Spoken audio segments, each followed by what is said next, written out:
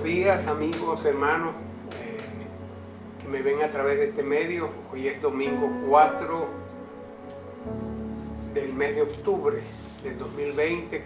Quiero poner en esta mañana esta palabra en el nombre de Jesús. Declaro, Padre amado, que en este día nos postramos a ti una vez más delante de tu presencia y pedimos, Señor, tu unción por esta palabra. Creemos que tú eres el Rey, estamos seguros de que tú eres el Rey, el soberano y el que gobierna en toda la tierra. Guarda, Señor, guarda nuestro depósito hasta el día en que tú nos vengas a buscar, Señor. En el nombre de Jesús. Amén y amén. Estaba considerando anoche, esta mañana, anoche meditaba y esta mañana me paré y me puse a escribir algunas cosas, porque el comportamiento humano es extraño, bastante. Nosotros mismos somos extraños, no nos conocemos casi. Realmente no conocemos nuestro corazón y actuamos por lo que vemos. Nos dejamos llevar por la corriente, nos dejamos llevar por cualquier viento. Y esto nos atañe a todos. Aquí no hay excepción de ninguna especie. Aquí a todos estamos siendo afectados por todas estas circunstancias. Yo me tomé la libertad en el Señor de ponerle un título a esto que voy a hablar. Y le puse este título: esclavos o libres, enjaulados o libres.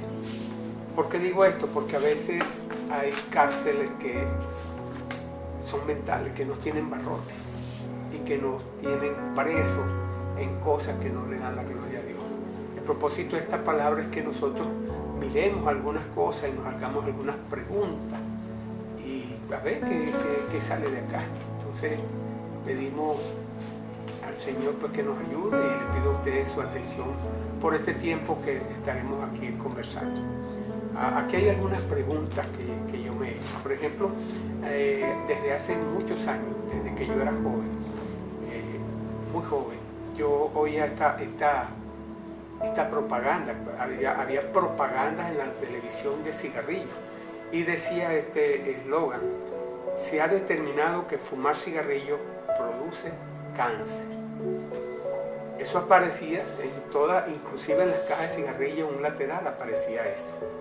Advertencia: se ha determinado que el fumar cigarrillo produce cáncer. Y ciertamente los médicos han sabido desde hace muchos años que el fumar el cigarrillo es la causa de la mayoría de los cánceres en pulmón. Todavía esto sigue siendo cierto en esta actualidad, porque cuando 9 de cada 10 muertes por cáncer de pulmón se debe al consumo de cigarrillos. Tremendo, ¿verdad? O a la exposición del humo de cigarrillo de segunda mano, es decir, alguien que convive con alguien que fuma cigarrillo. Entonces yo me preguntaba esto, ¿por qué? Y siempre me lo he preguntado. ¿Por qué si el cigarrillo nos hace daño y produce cáncer, todavía hay gente que fuma? ¿Qué pasa con esta gente que aún sabiendo que tiene la etiqueta allí con la advertencia y sabe que hay mucha gente que ha muerto de enfisema pulmonar? ¿Por qué sigue fumando? Es una pregunta que me hacía. Igualmente esto aplica para el alcohol. El alcohol también es nocivo para la salud. El alcohol tiene una cuestión tremenda, ¿no? Que puede afectar nuestra capacidad de razonamiento y juicio. Por ahí hay un eslogan que dice que borracho no es gente. Bueno, la gente que empieza a ingerir licor como que pierde la cordura, y el consumo prolongado del alcohol va dañando paulatinamente nuestras neuronas. No solamente esto puede provocar un daño permanente a nuestra memoria o a nuestra capacidad de razonamiento o a la forma como nos comportamos.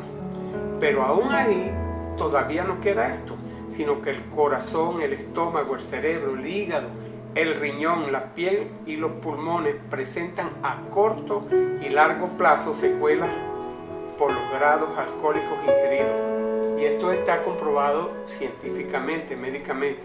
Entonces, si el alcohol produce todas estas cosas, ¿verdad? Si es terriblemente perjudicial, ¿por qué todavía algunos consumimos alcohol? Acá en la palabra de Dios consigo estos textos que nos pueden ayudar. Por ejemplo, en Mateo 22-29 dice: erráis ignorando las escrituras y el poder de Dios. ¿Sabe usted que en las escrituras hay consejos puntuales para estas cosas? Por ejemplo, en 1 Corintios 6-19 dice: ¿o ignoráis que vuestro cuerpo es templo del Espíritu Santo, el cual está en vosotros, el cual tenéis de Dios, y que no sois vuestro? Por ejemplo, en el caso de los cristianos, ¿verdad? Nosotros somos templo del Espíritu Santo. Nuestro cuerpo no nos pertenece sino a Dios, porque este cuerpo es de Dios y el Espíritu Santo, lo que hemos recibido. Entonces, la palabra de Dios nos demanda, en segunda de Timoteo capítulo 1, versículo 13, que guardemos el buen depósito por el Espíritu Santo que mora en nosotros. O sea, nosotros debemos guardar como depósito del Espíritu Santo nuestro cuerpo. Y por ejemplo, en 1 Corintios capítulo 6, versículo 12 dice: todas las cosas me son lícitas, mas todas no me convienen. Todas las cosas me son lícitas, mas yo no me dejaré dominar de ninguna. Sí, todas las cosas podemos hacernos lícitas. Pueden ser lícitas. Nosotros podemos fumar cigarrillos a las veces que queramos, o ingerir la cantidad de licor que queramos. Y aun cuando se nos permite, no me van a hacer bien. En Efesios capítulo 5, versículo 7 dice: por tanto no seáis insensatos. Insensato es alguien que no piensa con cordura, sino entendido cuál sea la voluntad del Señor. Y dice: no os embriaguéis con vino, en lo cual hay disolución, antes bien sed llenos del Espíritu Santo. La misma palabra nos dice: no entremos en disolución. Cuando habla de disolución es la pérdida de la cordura, cuando el licor comienza a hacer daño en nuestro cuerpo y a cambiar nuestra mentalidad.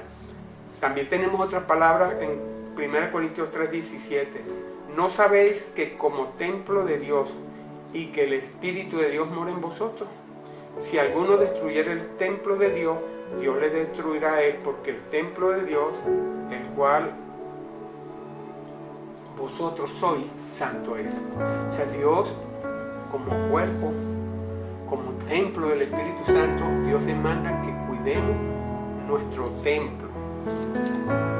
Ahora fíjese usted, por ejemplo, estamos hablando aquí hasta este momento de personas que conocen la palabra, pero también aplica a las personas que aún no conocen, que por motivo de conciencia deberían entender estas cosas. En Romanos el apóstol Pablo es claro, dice: y yo sé que en mí, esto está en mi carne, no mora el bien, porque el querer el bien está en mí, pero no el hacerlo. Porque no hago el bien que quiero, sino el mal que no quiero, eso hago.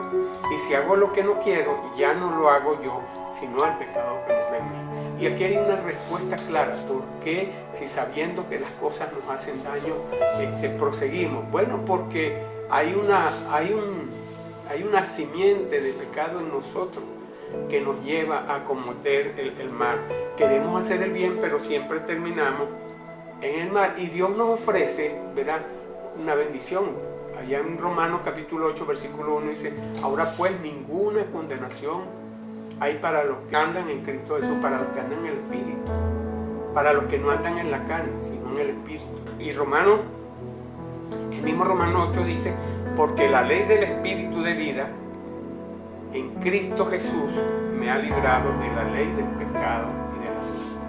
O sea que el pecado, hay una ley del pecado que nos lleva a la muerte, pero hay una ley del Espíritu de vida de nuestro Señor Jesucristo que nos lleva a la vida. Necesariamente los que son, fíjense esto, porque los que son de la carne piensan en las cosas de la carne, pero los que son del Espíritu en las cosas del Espíritu. Porque el ocuparse de la carne es muerte, pero el ocuparse del Espíritu es vida y paz. Por cuanto los designios de la carne son enemistad contra Dios, porque no se sujetan a la ley de Dios, ni tampoco pueden, y los que viven según la carne no pueden agradar a Dios.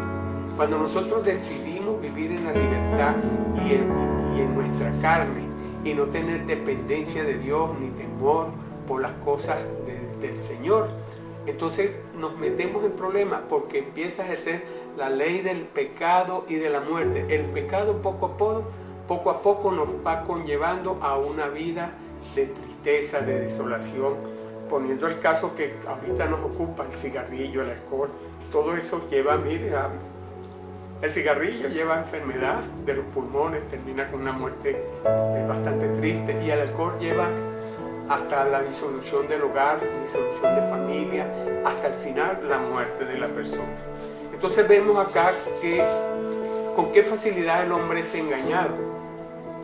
¿Por qué? Porque el hombre le da de comer a la carne, es como un apetito. Recuerdo yo cuando joven, la misma presión social que había entre nosotros los jóvenes en el liceo, que allí es donde uno comienza precisamente a tener esta cuestión de fumar y el de tomar. Bueno, cuando uno no entra en el círculo porque no fumaba. Y recuerdo que la primera vez que yo probé un cigarrillo, eso me dio vómito, me dio mareo, me sentí muy mal. Pero por la misma presión lo volví a hacer una y otra vez, hasta que me fui viciando, cayendo en el vicio del cigarrillo. Porque la carne, el cigarrillo tiene algo que crea dependencia, igual que el alcohol. Y entonces si alimentamos a la carne, si le damos gustos a la carne, bien sea por temor social, porque a temor a ser rechazado, bueno, eso nos va a llevar a caminos que no le dan la gloria a Dios. Llega un momento en que Cristo llega en nuestras vidas y tomamos decisiones puntuales para salir de allí. Cuando Jesús viene a tu vida, cuando Jesús viene a ti y comienzas a ser ministrado, cuando tú recibes la presencia del Espíritu Santo, el Espíritu Santo comienza a decirte y a guiarte a toda verdad. Entonces ahí empieza el entendimiento de por qué hacíamos lo que hacíamos en otro tiempo. Era que estábamos sujetos a la ley de pecado y nosotros practicábamos un pecado consciente o inconscientemente, pero en un momento determinado Dios hace entrada a tu vida y te manifiesta eso. Viene el Espíritu Santo y te redarguye de pecado, de juicio.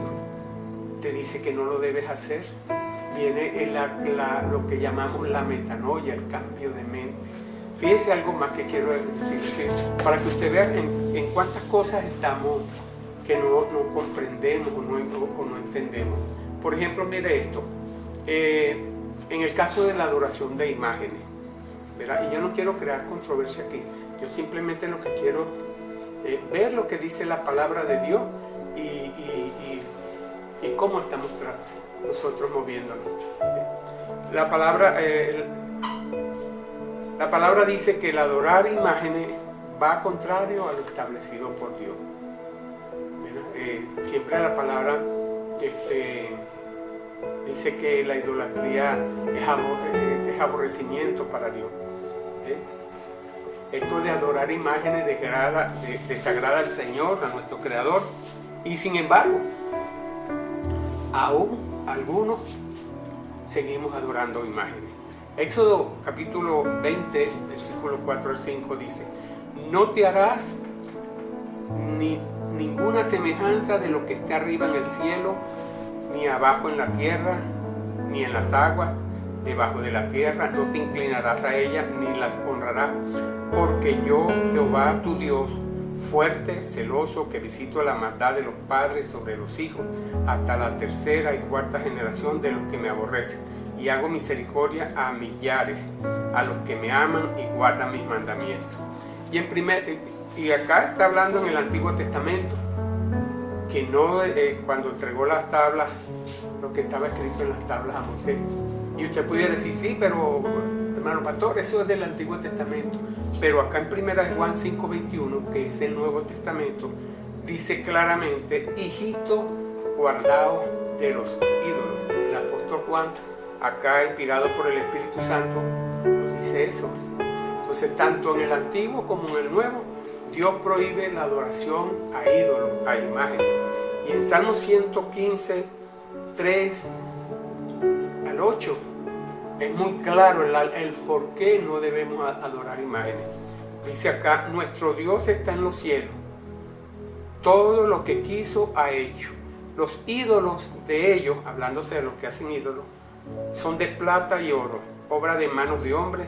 Tiene boca, manos hablan, tiene ojos, mas no ven, orejas tienen, mas no oyen, tienen narices, mas no huelen, manos tienen, mas no palpan, tiene pies, mas no anda, no hablan con su garganta, semejante a ellos son aquellos, son los que los hacen, y cualquiera que confía en ellos también es semejante a ellos. Es tremendo, ¿verdad? O sea que estamos adorando un muñeco, un pedazo de palo hecho con la mano de hombre, pero poder de Dios no tiene, porque Dios es espíritu. Dios no es un objeto inanimado. Y el Señor condena que nos hagamos imágenes. Entonces, si Dios lo condena en la palabra, si está en su palabra, y al leerlos vemos, ¿por qué todavía gente persiste en tener ídolos? Qué tremendo, ¿no? Otro punto, vea, hablando de la fornicación y el adulterio, que es un flagelo que tiene ahorita al mundo de pies, pero de pies hacia arriba y la cabeza hacia abajo. Miren, si Dios prohíbe eso explícitamente en su palabra, ¿verdad? Si es clara la palabra y dice que va a traer consecuencias, ¿por qué muchos siguen fornicando y adulterando? Miren lo que dice en 1 Corintios capítulo 6, versículos 13 al 19. Pero el cuerpo no es para la fornicación, sino para el Señor, y el Señor para el cuerpo. Y en el versículo 15 dice, ¿no sabéis que vuestros cuerpos son miembros de Cristo? ¿Quitaré pues los miembros de Cristo y los haré miembros de una ramera? De ningún modo. ¿O no sabéis que el que se une a una ramera es un cuerpo con ella? Porque dice, los dos serán una sola carne, pero el que se une al Señor, un espíritu es con él. Huid de la fornicación. Cualquier otro pecado que el hombre cometa está fuera del cuerpo, mas el que fornica contra su propio cuerpo peca. ¿O ignoráis que vuestro cuerpo es templo del Espíritu Santo, el cual está en vosotros y el cual tenéis de Dios, y que no soy vuestro? Entonces es tremendo esto que dice acá el apóstol Pablo, ¿verdad? En 1 Corintios capítulo 6, versículo 9, también el apóstol Pablo dice lo siguiente: ¿no sabéis que los injustos no heredarán el reino de Dios?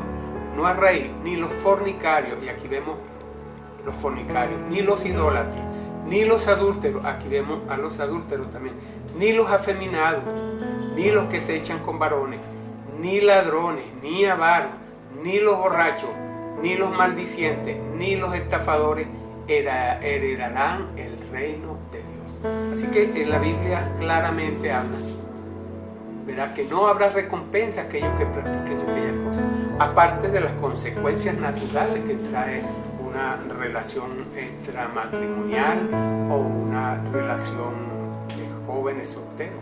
Se corre el riesgo de las enfermedades de transmisiones sexuales de las cuales muchos ya están infectados, como enfermedades como el SIDA, la blenorragia, la sífilis, el herpes. Entonces vemos acá que todo lo que ama la carne trae muerte, y no solamente muerte física, sino muerte espiritual. Otra cosa, otra pregunta, y tiene que ver con el libre albedrío. El libre albedrío dado por Dios a cada uno de nosotros. ¿Y qué es el libre albedrío? Bueno, es la potestad que tiene el ser humano de obrar según considere o elija. Y esto va a significar que las personas tienen naturalmente libertad para tomar sus propias decisiones sin estar sujetos a presiones, necesidades o limitaciones o a predeterminación divina. Imagínense usted. O sea, Dios nos ha dado la capacidad de decidir, ¿verdad? De decir sí o rechazar, incluyendo las enseñanzas que nos dan su palabra. O sea que de la palabra de Dios, de esta palabra que está aquí, nosotros podemos decirle sí y no. Dios respeta esto. Dios respeta, nos dio ese libre albedrío. Ahora bien, ¿por qué si tenemos libertad para decidir lo bueno, escogemos lo malo? ¿Por qué entonces queremos nosotros controlar muchas veces la vida de otros si ni siquiera estamos en control de nuestra propia vida? Y cuando Dios mismo respeta el libre albedrío, ¿por qué nosotros no respetamos esto? ¿Será que la violación de este principio es el nacimiento de la esclavitud en una persona? ¿Será que el ignorar esto nos lleva a una esclavitud? ¿Nos atrapa?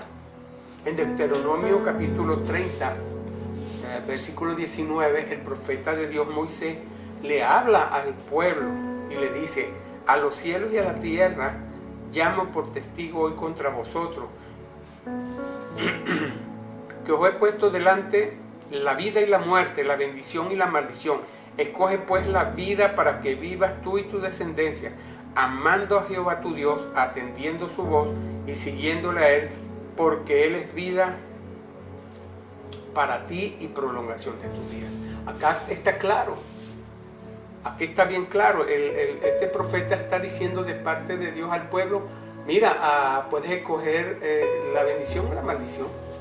Puedes escoger andar en tu propia fuerza, en tus propios caminos, en tus propios esfuerzos y en tu carne, o puedes buscar a Dios, buscar la vida espiritual. Pero yo te aconsejo que busques la vida espiritual. Yo te aconsejo que busques a Dios para que vives. Yo te aconsejo que ames a Dios para que vives, para que vivas.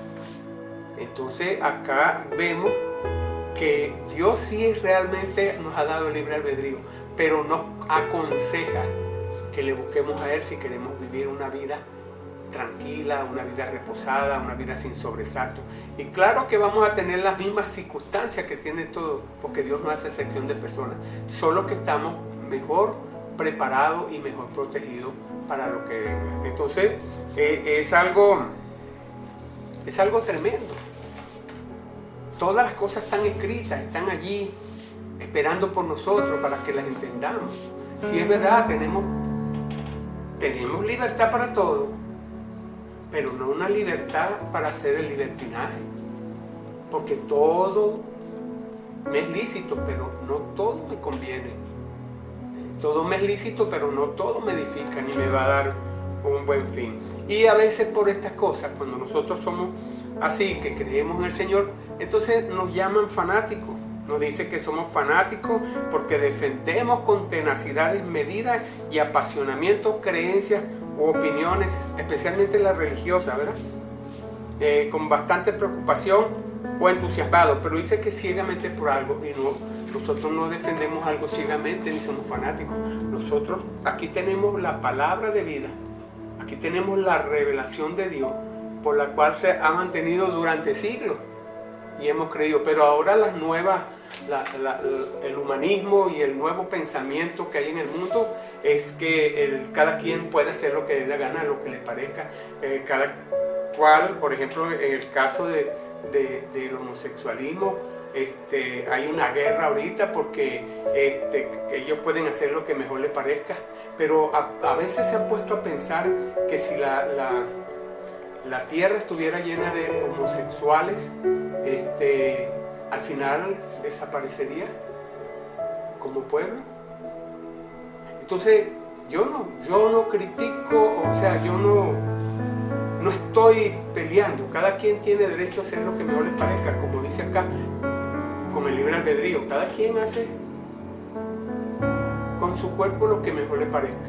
Lo respeto, pero la palabra de Dios dice que no van por buen camino, no van hacia un buen camino, porque se están posando sobre un humanismo, sobre una mente del hombre, y están alimentando la carne, y todo lo que alimenta la carne al final va a traer corrupción. Entonces es cuestión de analizar todas estas cosas. En Hechos capítulo 17 versículo 11, hablando de los hermanos de Berea, acá dice: y esto era más noble que los que estaban en Tesalónica, pues recibieron la palabra con toda solicitud, escudriñando cada día las Escrituras para ver si eran así. Yo no te estoy hablando de mí, no te estoy hablando de mi pensamiento, te estoy hablando de lo que está contenido en la palabra de Dios. Te estoy diciendo que esto lo prohíbe la palabra de Dios. Y cada quien pues tiene libre albedrío y escoger, pero mi responsabilidad delante de Dios es anunciar las palabras del reino. Y eso es lo que estoy haciendo y eso es lo que vengo haciendo. Así que todo esto, lo que hagamos, lo bueno o lo malo, nos va a llevar a la bendición o a la maldición, nos llevará a la libertad o a estar atrapados. Solo nosotros podemos decidir. ¿Y cuáles son las causales de esta esclavitud? Bueno, primeramente el pecado. En segundo lugar, la inobservancia de la palabra de Dios a causa de la dureza de nuestro corazón, la violación a conciencia de la ley de Dios, un corazón no arrepentido y nuestras tradiciones. Aquí tenemos 5 causales que conseguí yo, ¿verdad? El pecado es una transgresión a la palabra de Dios voluntaria. O sea, usted decide ir y contravenir lo que dice la palabra de Dios. Para nosotros los cristianos, el pecado es el alejamiento de Dios, alejarnos de la voluntad de Él, ¿verdad? Que aparece contenida en la palabra. Y bueno, cuando ya se comienza a violar los decretos que están allí, los preceptos de la palabra de Dios, pues ya estamos en pecado. La dureza de corazón tiene que ver mucho con el hombre que es reprendido y endurece su cerviz. De repente, ese dice la palabra de Dios, mire lo que dice: el hombre que reprendido endurece su cerviz, de repente será quebrantado y no habrá remedio. Proverbios 29:1. Un hombre duro es una persona que ha determinado voluntariamente resistirse a obedecer la palabra de Dios. Es imposible de mover e inmune a la reprensión y las advertencias del Espíritu Santo. ¿No entiende? Es sabio en su propia sabiduría y no quiere nada con Dios. Bueno, está ahí, atrapado, está esclavizado. El cometedor de pecado también. Alguien que su costumbre de continuo es transgredir la ley de Dios, haciendo las cosas que son consideradas pecado en la palabra, que sabe pero sin embargo la comete. Un corazón no arrepentido. También tiene que ver, por ejemplo, en el Nuevo Testamento da testimonio acerca de Juan el Bautista, que era un siervo de Dios. Y en Marcos 6:19 dice lo siguiente: porque Herodes temía a Juan, sabiendo que era varón justo y santo, y le guardaba a salvo. Y oyéndole se quedaba muy perplejo, pero le escuchaba de buena gana. Sí, escuchaba de buena gana, eso es claro, pero nunca se arrepintió de su pecado, sino que cada día que pasaba fue más cruel y murió en condenación eterna. Y recordemos que Herodes, ¿verdad? Terminó mandándole a cortar la cabeza a Juan el Bautista. Así pudiéramos decir pues que un corazón no arrepentido es aquel que escucha de buena gana hablar, pero no está dispuesto a cambiar de mentalidad, no está dispuesto a hacer un vuelco del pecado, volverle la espalda al pecado, sino que prosigue en su maldad. Es como decir: oye, qué bonito lo que estás diciendo, me gusta, pero prefiero regodearme en mis pecados. Y por último, nuestras tradiciones. Jesús, hablándole a los fariseos, les dijo en Marcos 7:9, bien invalidáis el mandamiento de Dios para guardar vuestra tradición. A veces por lo que hemos aprendido, por tradiciones, por lo que nos ha enseñado, no permitimos que haya cambio. Yo soy así, yo nací así y a mí nadie me cambia. Porque mi papá me enseñó esto y yo lo voy a hacer así. Mi mamá me enseñó esto y yo lo voy a hacer así. Y no está abierto a la administración de Dios ni del Espíritu Santo.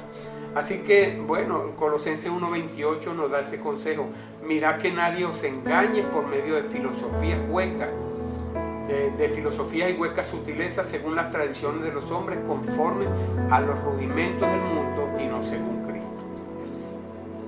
Ya terminando, solo tengo 2 preguntas para ti y damos por terminada esta prédica. La primera pregunta: ¿estás atrapado o eres libre? Es algo que usted tendrá que contestar. Y la segunda es: si usted dice que es libre, gloria a Dios. Pero si su respuesta dice estoy atrapado, entonces, ¿qué te esclavizó? ¿El pecado? ¿La dureza de corazón? ¿El cometer pecado continuo? ¿Un corazón no arrepentido? ¿O las tradiciones? Deuteronomio 5:31 dice: mirad que hagáis como Jehová vuestro Dios os ha mandado, no apartéis ni a diestra ni a siniestra. Andad en todo el camino que Jehová vuestro Dios os ha mandado para que viváis y os vaya bien y tengáis largos días en la tierra que habéis de poseer. Ya vimos cómo el profeta Moisés le dijo al pueblo: aquí te pongo la bendición y la maldición, que escoges tú la bendición para que vivas. Y en Juan 8:24 dice: por eso os dije que moriréis en vuestro pecado, porque si no creéis que yo soy, en vuestro pecado moriréis. Nuestro Señor Jesucristo está demandando pues que creamos en que Él es nuestro Dios, nuestro Salvador, que Él es el único que puede perdonar pecado. Así que si tú te sientes atrapado de una u otra forma, yo quiero en esta mañana orar por ti. Levanta tu mano allí donde estás.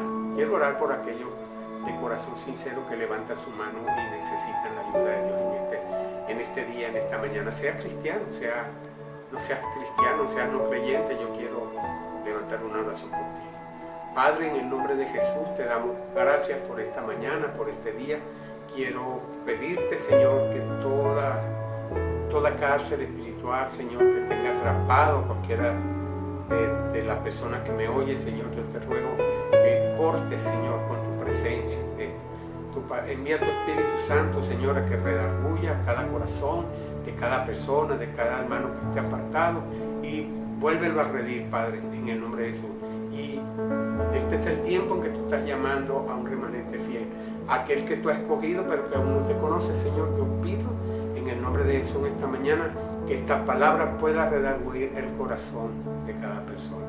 Amigo, amiga que me escuchas, si tú eres cristiano pues y estás en una situación de atrapado, humíllate ante la poderosa mano de Dios y Él te exaltará en el momento oportuno. Y si tú no conoces a Cristo, yo te recomiendo que vayas a una iglesia cristiana evangélica, que te acerques a algún pastor cercano y que puedas conversar con él y recibir a Cristo en tu corazón.